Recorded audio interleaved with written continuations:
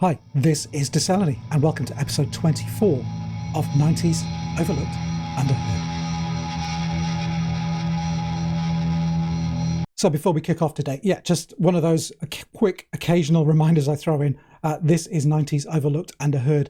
So it's a chronological list of 50 of my favourite kind of overlooked, maybe kind of undervalued albums of the 1990s. We're quite a way into this list now. We're kind of heading into the final straight, I think. So have a dig into the playlist if you're interested in any of the episodes that have already preceded this one. So today, yes, we are still in 1996.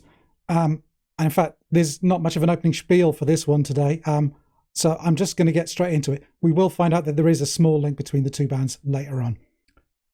So first up today, we have Girls Against Boys and their House of GvsB album, released in March 1996. Yeah, so Girls Against Boys formed kind of in the very late 80s. It started out as a kind of a very limited studio project, a two-man studio project between Eli Janney and Brendan Canty of Fugazi. Brendan didn't hang around for long. In fact, he only contributed to kind of a few tracks on the very first EP. But the band, around about kind of 89, 90, took on what were kind of the remnants of the recently disbanded Soulside, a Discord band from the DC area. So that included Scott McLeod, Alex Fleissig, and Johnny Temple. And it was this core of the band that kind of recorded the remainder of that debut EP called the 90s versus 80s EP. So the Canty stuff is on the 80s side, the full band stuff on the 90s. Yeah, this time the band also had a second guitarist, Luke Wood, who did leave to eventually form his own band called Sammy. But he didn't really hang around for long. He contributed some guitar work to what would turn out to be their debut full-length album, which was Tropic of Scorpio. Yeah, and it was this album that essentially kind of solidified the band beyond its kind of studio beginnings, and they did tour in support of this album. They had a two-bass guitar setup in the band. Two basses, one guitar, drums. Eli Janney occasionally switched from bass to keys for some songs. In fact, kind of this stage of the 90s was quite an interesting time for bands kind of playing around with the traditional kind of guitar, bass, drums format. There were quite a lot of bands that did actually feature two basses. Tortoise, Rothko, Ganger, Godspeed You Black Emperor had two basses for a while. Dianoga. And there's also a band who I think share a lot of the same DNA as Girls Against Boys. And that band would be Cop Shoot Cop. This is their Consumer Revolt album of the early 90s. The other thing that Girls Against Boys did share with Cop Shoot Cop was that they decamped from Washington, D.C. and pitched up in New York City. And this gave them kind of a little distance from the D.C. scene and allowed the band to kind of really develop and really kind of double down on what were their strengths. And you hear this very clearly on what turned out to be kind of a running trilogy of albums that they released on the Touch and Go label following Tropic of Scorpio. Those albums would be Venus Luxure No. 1 Baby, Cruise Yourself, and House of GvsB. So yeah, if you've been watching this series, you will have noticed that in episode 23 we featured GBV, not GvsB. That's Guided by Voices, not Girls Against Boys. And curiously, they also had kind of what I think of as a trilogy, a run of 3 albums, which culminated in the album I talked about last time, which was Under the Bushes. House of GvsB is very much in the same category for me. I think that they possibly peaked around about the time of Venus Luxure or Cruise Yourself. And I think House of GvsB is kind of a continuation of what they laid out in those 2 preceding albums. Yeah, this is kind of a personal choice, really. I know some people who think that this is their best album, full stop. I guess it very much depends on the order in which you heard the albums. I was certainly blown away by Venus Luxure and Cruise Yourself, and by the time kind of House of GvsB came out, as I say, great album that it is, it's kind of just more of the same. Cruise Yourself, I think, also kind of benefited from quite a high profile. It had quite a kind of a push from some of its tracks being used in movie soundtracks, specifically the Kevin Smith movies. I believe Kill the Sex Player featured in the soundtrack to Clerks, and they also had a track in the Mallrats movie soundtrack. I think the real reason I kind of tend to focus on this as possibly being the undervalued one is just because there was a definite kind of tail off the band signed to Geffen Records to release their next album, which was Freakonica. So House of GvsB kind of sits between Cruise Yourself and Freakonica. And to be charitable to the band, and this has just been charitable, Freakonica was a bit of a disaster. So yeah, the GvsB sound was one that was rooted in that kind of DC hardcore sound, but their move to New York City kind of seemed to open them up a little. And that, coupled with the fact that they had this, quite, different lineup with 2 bass guitars and using keys, it got a kind of a swing, kind of a really kind of mild, kind of funky sound, kind of a bit of sleaze. Certainly not the same level of kind of jazzy swing that their kind of city mates Cop Shoot Cop brought, who were explicitly kind of doing that Jim Thirlwell Fetus kind of industrial thing. But there were kind of elements of that industrial sound in GvsB sound, particularly kind of maybe some of the sounds of the Midwestern bands who were kind of playing with those sounds.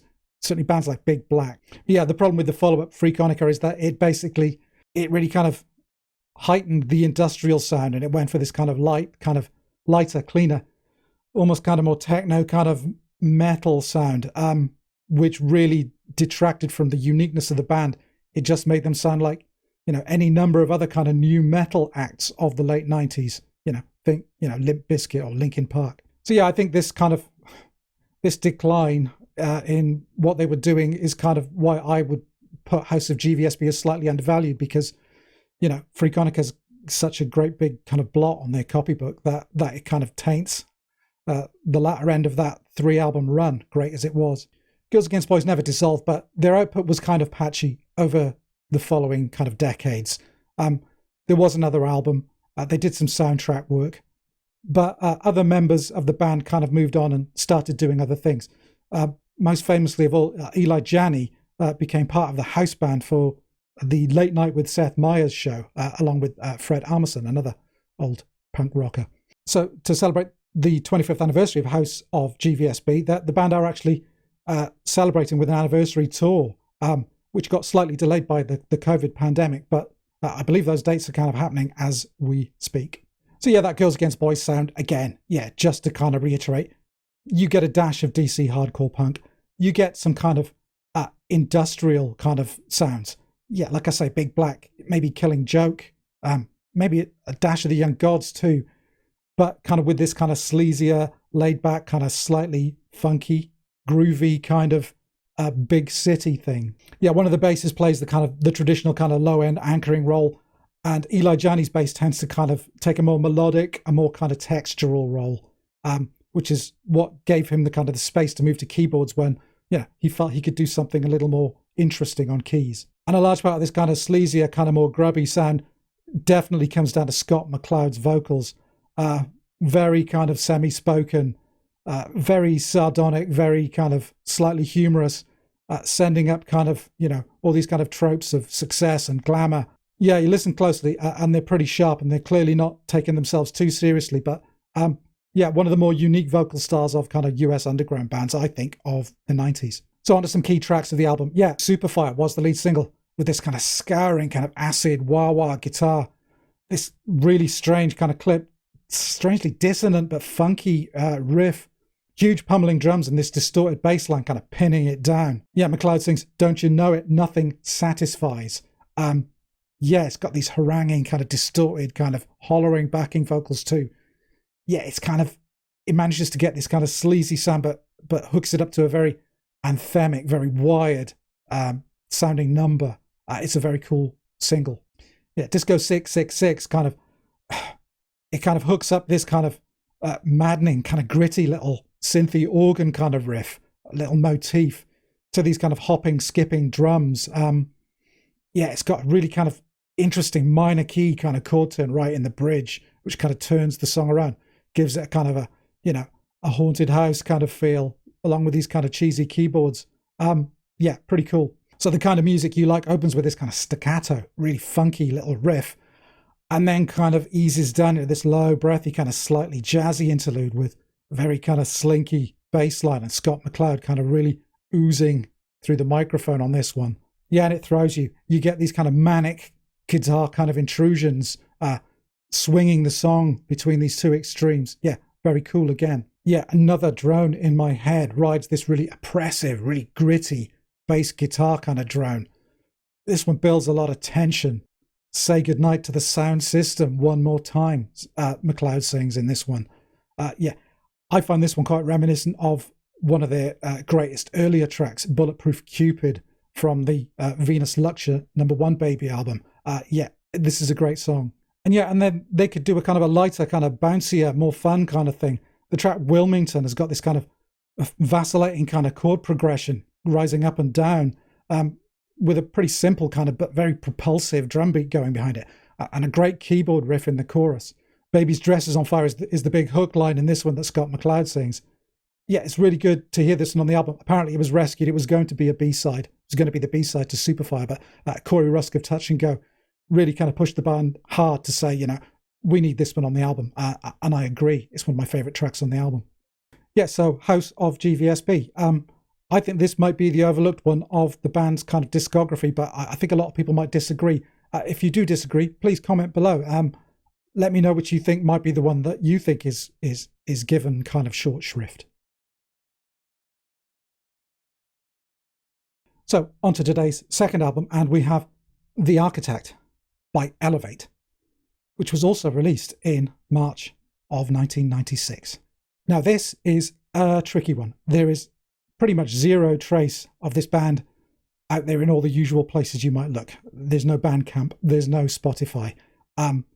If you do hunt around on YouTube, and I may drop a link into this, you will possibly find kind of rips of some of the album tracks, or maybe even the full album if you're lucky. Yeah, so Elevate were a UK band active during kind of the early to mid 90s. They released a handful of singles and EPs and 2 full-length albums on Robin Proper Shepherd of the God Machine on his label that was Flower Shop Recordings. So yeah, the God Machine did crop up in this series. There'll be a link up there to the specific video if you'd like to go and have a look at that one. But back to Elevate, yeah, those 2 albums. There was Bronzy in 1994 and today's album from 1996, The Architect, which actually provides us with that link that I was kind of teasing earlier on. Yeah, this album is produced by Eli Janney of Girls Against Boys. So yeah, the UK indie alternative scene of this time was a bit of a kind of a hodgepodge, a bit of a patchwork. This was kind of mid towards, the end of Britpop. And yeah, there was a whole kind of strand of underground, smaller indie bands in the UK who were kind of reflecting or picking up on kind of the musical strands of the US underground music scene. So yeah, there were some who were kind of picking up on the kind of the nascent kind of post-rock scenes of that time. I guess in that category you'd have a band like Mogwai, who went on to much bigger things, but also bands like Billy Mahoney or possibly the early recordings of Hood. There were also a number of bands who were much more enthralled to the kind of the standard DC kind of post-hardcore sound. So much more hardcore leaning or hardcore anchored kind of bands. So that would include bands like maybe Cable or Joey Fat or possibly even, this band here, Bob Tilton. This is their Crescent album. And then there was kind of a strand of slightly kind of noisier, more, unquantifiable acts who were just into kind of, the noisier post-punk kind of stuff coming from the US. So that would be bands like possibly Penthouse or I'm Being Good were a good example. Brighton's I'm Being Good. And also, yeah, here's another one for you. This is the band Ligament. This is their album Kind Deeds. They did go on to form the band who is still active right now, which is called Part Chimp.